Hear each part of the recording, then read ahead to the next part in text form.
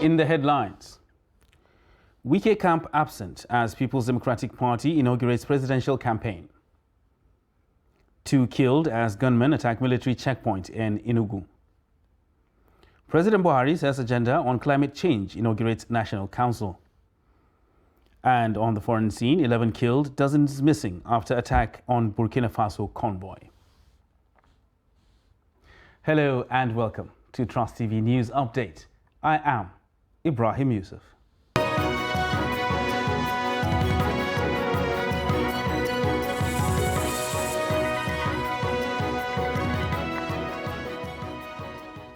Hello and welcome once again. We begin with politics, where the presidential candidate of the People's Democratic Party, PDP, Atiku Abubakar, says the ruling APC government has lost its essence of governance for its failure to secure Nigerians, pledging that his party will rescue the country. The former vice president, who made the remark at the inauguration of the party's Presidential Campaign Council and book launch in Abuja, also called on his compatriots to join him in the struggle. Trust TV's Shafiu Suleiman reports. It was a 2-in-1 event meant to capture the life and times, legal battles, disposition or restructuring of the PDP presidential candidate coming on the sidelines of the inauguration of the party's campaign council. There is no other better time than now for Nigerians to know about you. But beyond these formalities, the PDP is kickstarting its presidential campaign anchored on the premise of rescuing Nigeria, a country the party governed for 16 years until the electorate voted it out in 2015. All of us are going to hit the ground running, and we shall work collectively as a family and expeditiously to ensure the victory of our party. To build a strong and effective democratic government where the safety and security of our people and their property is our primary and singularly most important responsibility. The event also exposed the deepening acrimony that led to the pullout of some critical stakeholders, including a vice chairman south of the party's campaign council and Governor of Oyo State, Seyi Makinde. Their strategic absence could be seen as a setback to the relentless efforts of the party's presidential flag bearer to pacify the aggrieved members. Shafiu Suleiman, Trust TV News, Abuja. And the Federal High Court, sitting in Damaturu, the Yobe State capital, has declared Bashir Sharif Machina as authentic APC senatorial candidate for Yobe North in the forthcoming 2023 National Assembly elections. The court also orders the Independent National Electoral Commission, INEC, to publish his name accordingly. The presiding judge, Justice Fadima Aminu, gave the order on Wednesday in Damaturu.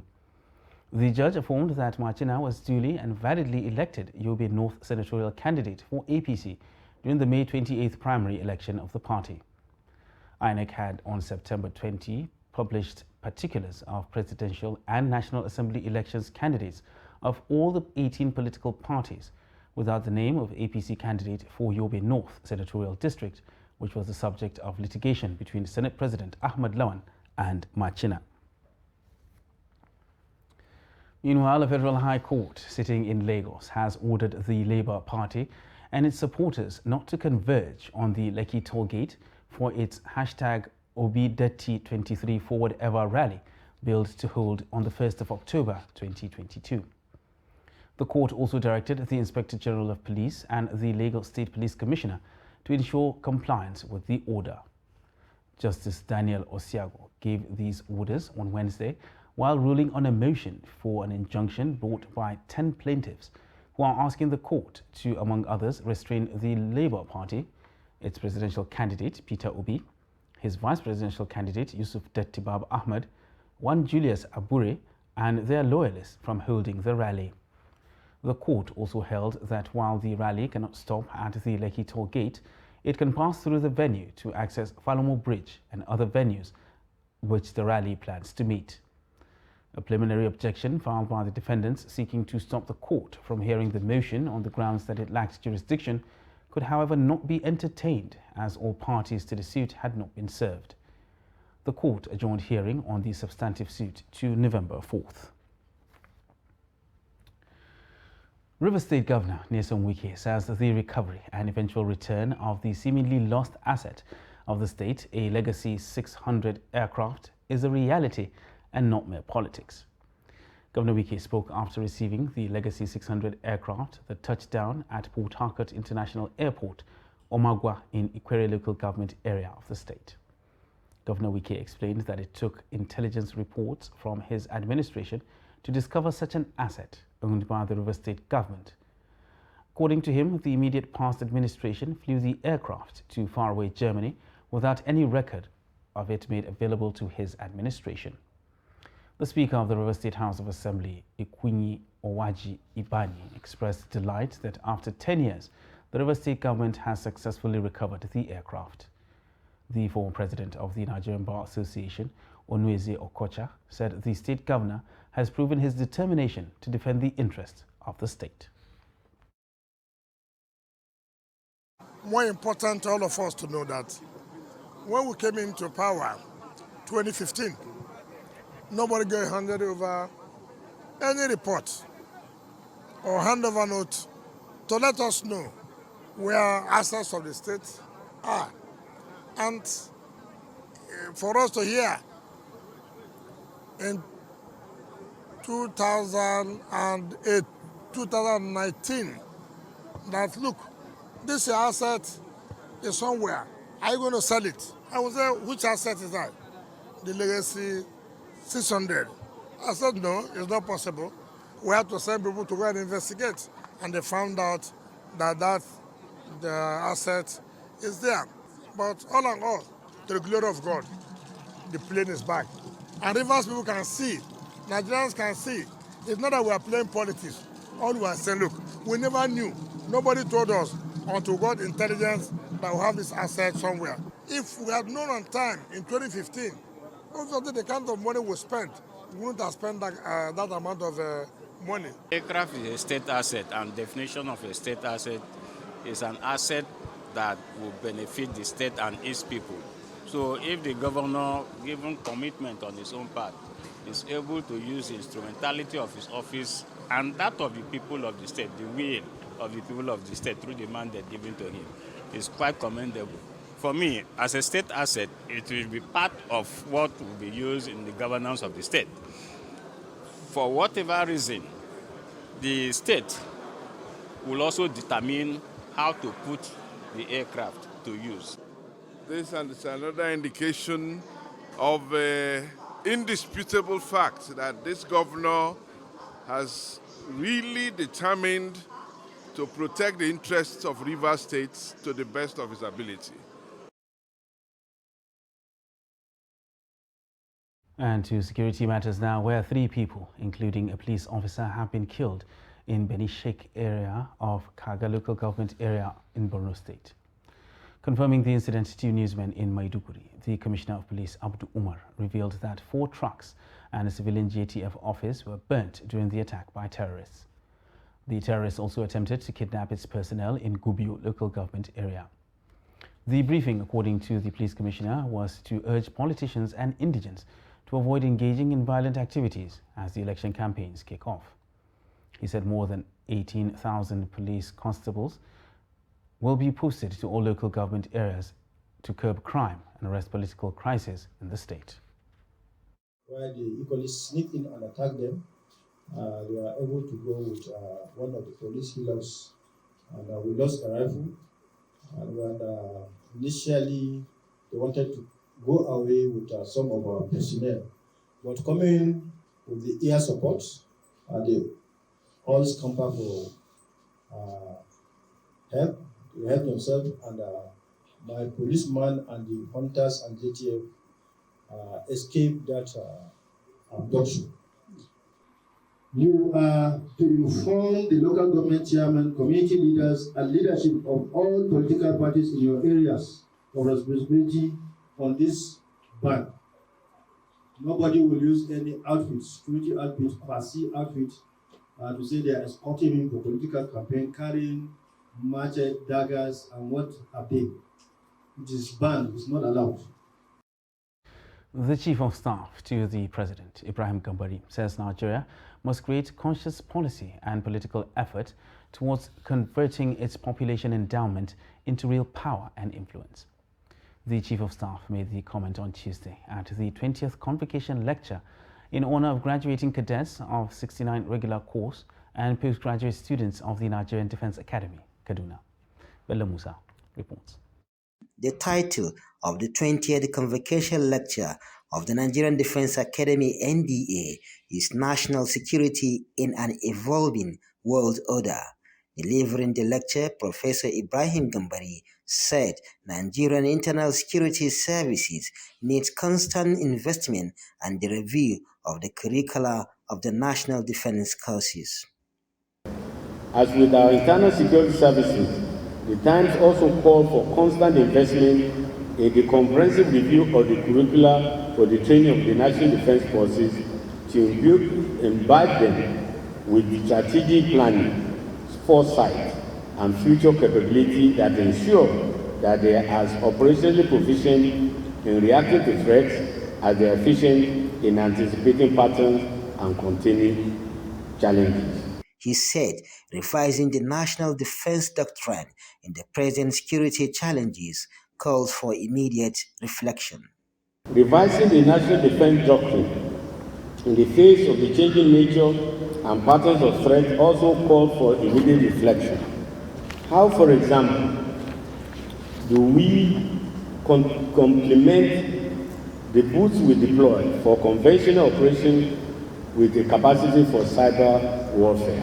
Earlier, Commandant of the Nigerian Defence Academy, Major General Ibrahim Yusuf, reminds the cadet of the task ahead after graduation. This ceremony is not merely to celebrate your capability to excel in challenging atmosphere, but to remind you of the life after this place as you set out to pursue the careers and specializations which you have evidently been trained to stand out. The lecture is part of the event for the passing out of cadet of 59 regular course and postgraduate students of the NDA.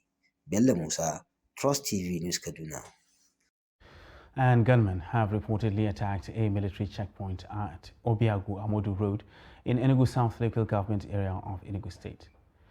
According to reports, the gunmen stormed the checkpoint in 2 Lexus Jeeps and 1 Toyota Sienna on Tuesday, shooting at a combined team of policemen and soldiers at the checkpoint. Although 2 security personnel were reportedly killed, the military and the police in Enugu did not confirm the incident. This is not the first time the checkpoint in Obiagu has come under this kind of attack, hence the reason for the combined security presence in the area. The incident caused panic among residents of the area and its environs. Efforts to get comments of the police were not successful, as the police public relations officer in the state, Daniel Ndukwe, did not take calls or respond to text messages for confirmation. Meanwhile, soldiers of the Nigerian Army have neutralized 2 of the gunmen who came to attack them at a checkpoint in Mbidi Oru West local government area of Imo State, southeast Nigeria. The soldiers were able to withstand the attackers who came in their numbers, shooting sporadically at them. According to reports, the soldiers logically engaged them and 2 of them were brought down and 1 of their AK-47 rifles and security walkie-talkie were recovered. Sources said 2 soldiers injured in the process are currently receiving treatment from the minor injuries they sustained. The Federal Executive Council has approved 580.5 million naira for the procurement of 4 armored vehicles to fight dangerous and illicit drugs by the National Drug Law Enforcement Agency, NDLEA. Minister of Justice and Attorney General of the Federation, Abubakar Malami, made this known to State House correspondents at the end of the Council's meeting, which was presided over by President Muhammadu Buhari in Abuja on Wednesday. The minister said the decision to procure the armored vehicles was taken to encourage and safeguard the lives of NDLEA personnel who have recorded impressive results so far. According to him, between January and July 2022, the NDLEA arrested 18,940 suspects and secured 2,904 convictions. You're watching Trust TV News Update. And still ahead. Motorists lament state of Lafia Akwanga Road. Details of this and more after the break. Stay with us.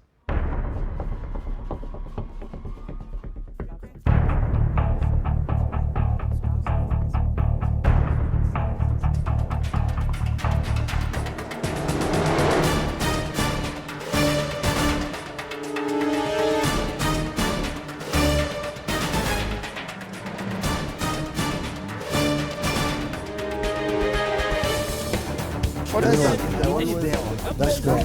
It's good to see you.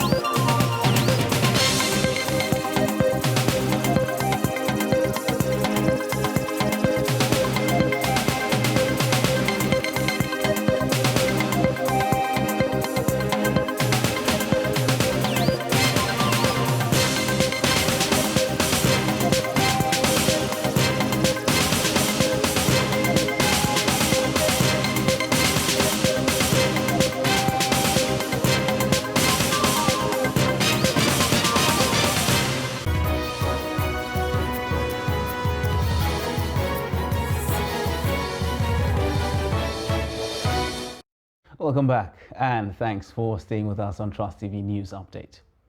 Now another look at our top stories. Wike camp absent as People's Democratic Party inaugurates presidential campaign. And 2 killed as gunmen attack military checkpoint in Enugu. And in other news, commitment towards ensuring investment in the women and youth population for improved participation in nation building remains the responsibility of government and development partners. Now, with the current global and economic downturn resulting in direct negative consequence on local economies, the need to build the capacities of youth and women to ensure economic and political growth of the country has become more imperative for achieving Sustainable Development Goal 5 as established by the United Nations. Trust TV's Aisha Salihu was at a forum where this was placed at the front burner in order to promote national development. Her report. A nation's youth and women population would contribute more to its social, economic and political stability when their capacities are harnessed through integration.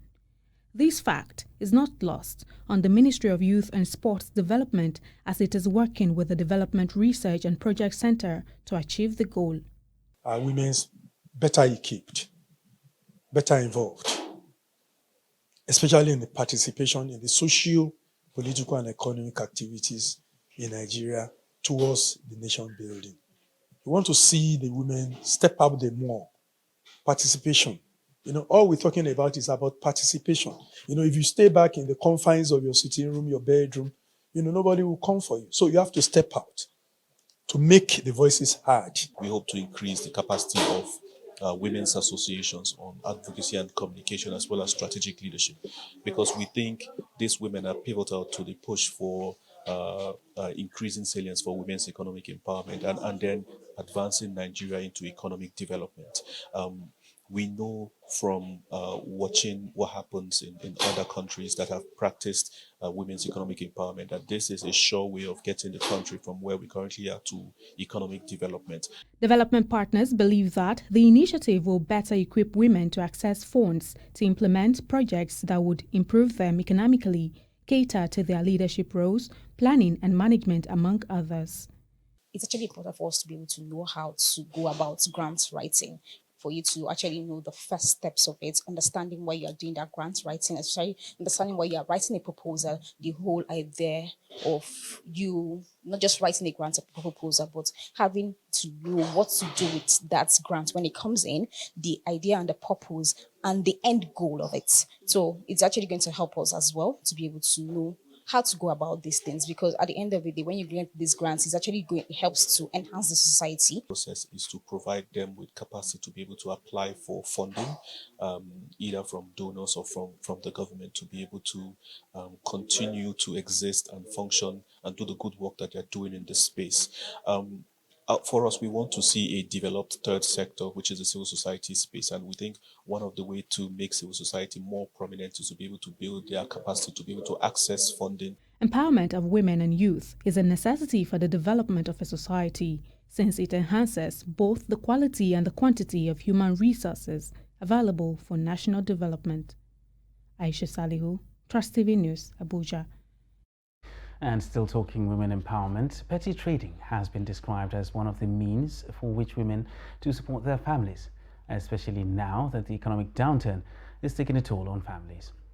A petty trader, Aisha Hamza, who gave the advice, said although she started her business with a little amount, she's now able to support her family. Aisha further explained that starting a petty trade is not easy, especially in Nigeria, where ease of doing business is relatively low, adding that it needs perseverance and encouragement to survive. The time when I start with corn. I dey cook corn. From there, I come gather small thing. Gather 4,000 naira for gain. I start with vegetable, ugu, alefo with water leaf, ewedu, okra. Come dey do am small. It helped me well. I thank God. Business is a business. My 3 children dey university. One dey her husband house. I don't build house for village. I build for Abuja here where I live. I thank God. Business good. You know, even though person they do government work, e good may carry business more join them, especially women. Case any day where your husband no get anything to come house, inside that business we go carry some support house that day so that fight no go dey house. No, na patient too. Like this ugu now, you go buy all this one, especially ugu, water leaf, green, ewedu, okra. This one they bring money pass all this food stuff. If you get that one, you will sell that one alone. They make money pass all this one. But it's good when a person get this one, join them together. May the person have patience. If they do them every day by day, before you know, money don't come. And you too go surprised, say, waiting I put for table where God help me like this. Now patient for everything. And motorists plying major roads linking Nasarawa State and other parts of the country have appealed to the federal government to fix the collapsed section of the Lafia-Akwanga Road. Abubakar Abdullahi reports that the section linking the state to other parts of the country has collapsed due largely to persistent rains in the area. His report is presented from our studio. This is the difficulty motorists passing through Lafia and Akwanga town in Jos in Plateau State and other parts of the country face as sections of the road have collapsed. In Lafia, motorists have to use one lane of the road because the other lane has collapsed. Apart from the locals, people across the country are relying on these two major roads to move either from the north to the south and from the south to the north to carry out one activity or the other. Hashiru Abubakar is a motorist. He is not happy with the condition of the road. The government have to interfere immediately. They have to come immediately and repairing this. They have to interfere immediately. We have told the state government, they have to call the federal government to come and interfere about this road immediately. Because there is problem. If this road break finish now, so all those cars where they are passing here to the east, they are going back to follow Abuja. So the conjunction, they are going to cause the problem in the federal government. Men of the Nasarawa State sector of the Federal Road Safety Corps were handy to control movement of the vehicles. The sector said it would ensure that vehicles are guided while plying the roads.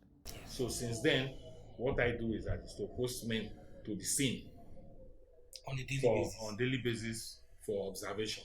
So they keep on observing to see if they, and they also ensure that vehicles are diverted through the AA Koto Road and the Shumada Road.